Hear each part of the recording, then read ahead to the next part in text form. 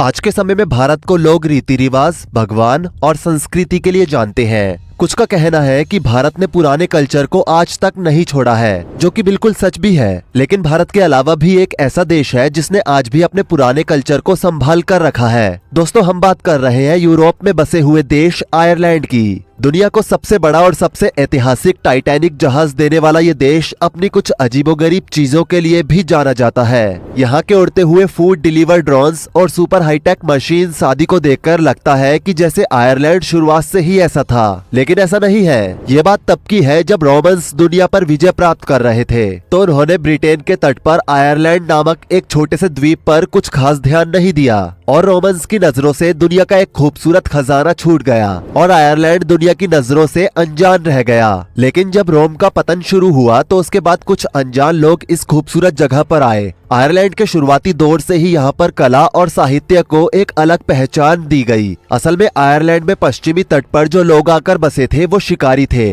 और अपनी रोजमर्रा की जिंदगी को अच्छे से गुजारने के लिए यहाँ पर भटकते हुए आए थे। ये लोग कहाँ से आए इस बारे में कुछ नहीं पता। इस जगह पर समुद्री किनारे होने के कारण यहाँ इन शिकारियों को खाना आसानी से मिल जाता था। इतिहासकारों की माने तो ये खानाबदोश थे। कुछ समय बाद यही लोग यहाँ पर घर बनाकर पूर्णतः रहने लगे और खेतीबाड़ी करने लगे। इन्हीं खेती करने वाले लोगों ने यहाँ पर एक देवी की पूजा शुरू की। लोगों का मानना था कि यहाँ पर शांति और सुकून केवल और केवल एक देवी की वजह से है, जिसे आयरलैंड की देवी कहा जाता है। बाद में लोगों ने इन्हें आयरिस देवी कहा। इसी वजह से आयरलैंड को आयरिस भी कहा जाता है। लेकिन कुछ समय बाद ब्रिटेन में ईसाइयों ने ईसाई धर्म के लिए लड़ाई शुरू की और कत्लेआम मचाकर आयरलैंड में ईसाई धर्म का प्रचार प्रसार किया। ईसाई धर्म ने आयरिस देवी को मानने वाले लोगों को चर्चों और मठों के आसपास बसने के लिए प्रोत्साहित करके देश को बदल दिया। उसके बाद कई शताब्दियों तक यहाँ पर तरह तरह की शिक्षाएं दी गई। आयरलैंड के कई लोग भिक्षु बनकर दूर दूर तक आयरलैंड के ईसाई धर्म का प्रचार प्रसार करते रहे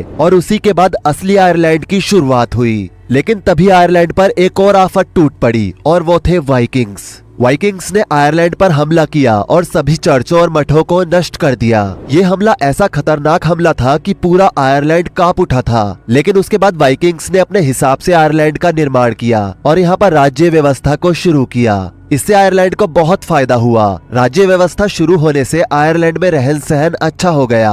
आयरलैंड में राजसी प्रवृत्ति शुरू हो गई। आयरलैंड में राजा चुने जाने लगे, लेकिन हमेशा राजा किसी वाइकिंग्स को ही बनाया जाता था क्योंकि वहाँ पर उनका राज था। उसके बाद सदियों तक वाइकिंग्स ने ही यहाँ पर राज किया। हालांकि ब्रिटिशर्स और एंग्लो इंडियन ने वाइकिंग्स से बदला लेने की पूरी कोशिश की, लेकिन वो नाकाम रहे। इन सब की आड़ में आयरलैंड में कुछ नई चीजों का आगमन भी हुआ, जैसे कि हथियार, महिलाओं की तस्करी और देह व्यापार आदि। देह व्यापार तो बहुत तेजी से पनपने लगा। हालत ये हो गई थी कि हर मोहल्ले की गली में देह व्यापार हो रहा था। वाइकिंग्स को इस बात की पूरी खबर थी क्योंकि वही इस चीज को बढ़ा रहे थे और उन्हें इन कामों में मजा आ रहा था। हालांकि सड़कों पर सेक्स ब्रिटिशर्स के लिए कोई बड़ी बात नहीं थी, लेकिन ब्रिटिशर्स इस बात से आपत्ति जताते थे क्योंकि आयरिश लड़कियों के साथ अक्सर वाइकिंग्स रहते थे। हम सीधे शब्दों में कह सकते हैं कि ब्रिटिशर्स इन सब के खिलाफ थे, इसलिए आए दिन कोई ना कोई युद्ध होता रहता था। लेकिन ऐसा नहीं था कि ब्रिटिशर्स आयरलैंड की लड़कियों का भला चाहते थे। असल में बड़े ब्रिटिशर्स अधिकारी आयरलैंड को ब्रिटेन में मिलाना चाहते थे। आयरिश की लड़कियां यानी कि आयरलैंड की लड़कियां देखने में बहुत खूबसूरत है। सभी को पता है कि आयरलैंड जगह देखने में भी बहुत खूबसूरत है और उस समय आयरलैंड और यूनान के बीच व्यापारिक रिश्ते भी मजबूत थे, जिस कारण आयरलैंड को फाइनेंशियली अच्छा खासा मुनाफा हो रहा था और उसी से ही आयरलैंड का विकास भी हो रहा था। लेकिन ब्रिटिशर्स नहीं चाहते थे कि आयरलैंड जैसी जगह उनके हाथ से जाए। हालांकि पूरे आयरलैंड में ईसाई धर्म का फैलाव अच्छे से हो चुका था। इन सब के अलावा उस समय एक नई चीज की खबरें पूरे यूरोप में उड़ रही थी। असल में आयरलैंड में कंट्री मिथ में एक तारा हिल है। इसी इलाके में पत्थरों का एक चौड़ा घेरा बना हुआ है। वहाँ के लोग इसे रहस्यमय पत्थर के रूप में जानते हैं। इसे लियाफेल और स्टोन ऑफ लक यानी कि भाग्य का पत्थर भी कहा जाता है। वहाँ के लोग इसकी पूजा भी करते हैं। 1632 से 1636 ईस्वी के बीच फ्रांसीसी भिक्षुओं के एक प्राचीन दस्तावेज the miners of the force masters के अनुसार कुछ खास जादुई ताकत रखने वाले ग्रुप के नेता तूथा डी देनन ने इसे स्थापित किया था। ये दस्तावेज 632 से 636 में लिखा गया था। टूथाडी देनन का मतलब होता है देवी दानू के बच्चे। उन्होंने 1897 बीसी से 1700 बीसी तक आयरलैंड पर शासन किया था। ईसाई भिक्षुओं ने पत्थर को प्रजनन क्षमता की प्रतीक मूर्ति के रूप में देखा।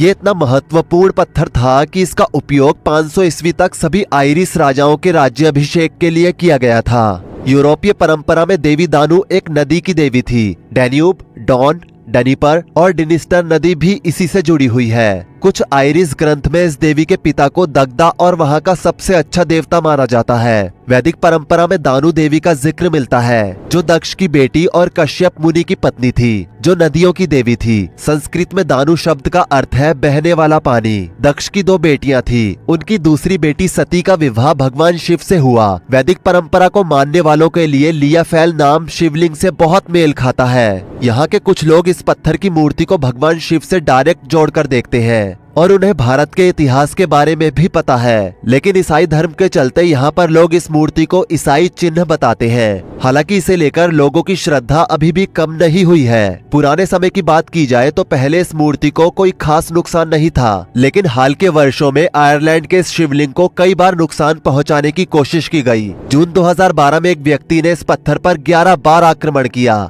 फिर मई 2014 में किसी ने सतह पर लाल और हरा रंग डालकर इसे खराब करने की कोशिश की। यहाँ लोग काला जादू और तांत्रिक क्रियाएं करने आते हैं। दोस्तों, दुनिया भर में शिवजी की पूजा का प्रचलन था, इस बात के हजारों सबूत बिखरे पड़े हैं। दोस्तों, आयरलैंड की ये सारी क्रियाएं उस समय की है जब आयरलैंड में कोई खास टेक्नोलॉजी और डिजिटलाइजेशन नहीं था। लेकिन आज जब आयरलैंड को दुनिया के सबसे बेहतरीन देशों में गिना जाता है, तब भी आयरलैंड की स्थिति कुछ खास ठीक नहीं है। कुछ लोग यहाँ की संस्कृति को ठेस पहुंचाने में लगे हुए हैं और ये लोग आयरिश लड़कियों को बहला फुसलाकर अपने जाल में फंसाते हैं और फिर उनसे सेक्स करके उन्हें मैनिपुलेट करते हैं और फिर बाद में उनका धर्म परिवर्तन करा देते हैं। ये सब पिछले कई सालों से यहाँ पर होता चला आ रहा है। इस पर किसी का भी ध्यान नहीं जाता है। आज आयरलैंड विश्व के सबसे बड़े बीफ उत्पादक देश के रूप में विकसित हो रहा है, लेकिन असल में आयरलैंड में बीफ का कंज्यूम उतना नहीं है। यहाँ पर भारत की तरह खेती किसानी होती है और पूरे आयरलैंड में करीब 1,30,000 किसान हैं जो कि खेती किसानी करते हैं। आपको जानकर हैरानी होगी कि बेकन और गोभी आयरलैंड में सबसे पारंपरिक और प्रसिद्ध व्यंजन है। आयरलैंड के सबसे फेमस फेस्टिवल्स में से एक सेंट पैट्रिक दिवस पर सबसे पसंदीदा व्यंजन में बेकन के कटे हुए टुकड़ों के साथ गोभी और आलू होते हैं। अगर आपको बेकन के बारे में नहीं मालूम तो आपको बता दें कि बेकन सुअर के मांस को कहते हैं। आयरलैंड एक समय पर ईसाई धर्म का पालन करता था।